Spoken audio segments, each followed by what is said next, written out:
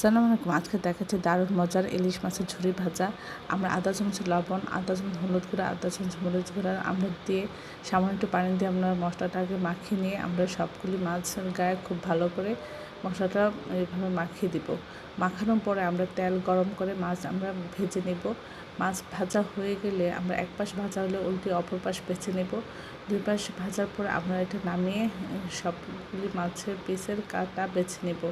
কাটা বাছা হয়ে গেলে আমরা পরে এটা কড়াইতে তেলের মধ্যে পেঁয়াজ কাঁচামরিচ দিয়ে একটু ভেজে নেব। নিয়ে আমরা এর মধ্যে দিয়ে দেবো আদা চামচ আদা বাটা, আদা চামচ রসুন বাটা দিয়ে আমরা একটু মশলাটা কষিয়ে নিয়ে আমরা আধা চামচ লবণ, 1 চামচ মরিচের গুঁড়া, আধা চামচ হলুদ গুঁড়া, আধা চামচ ধনিয়া গুঁড়া, আধা চামচ জিরা গুঁড়া সব কিছু দিয়ে আমরা মশলাটা কষিয়ে নিয়ে তারপরে বাছা ইলিশ মাছটা এর মধ্যে দিয়ে দিব।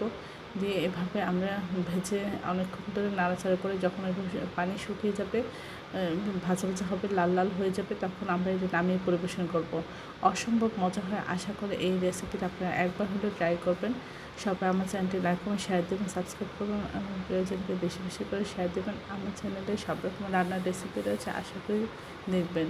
আর এটা অন্যরকম একদম ডিফারেন্ট অসাধারণ লাগে। আশা করি একবার হলেও এই রেসিপিটা আপনারা ট্রাই করে প্রিয়জনকে খাওয়াবেন।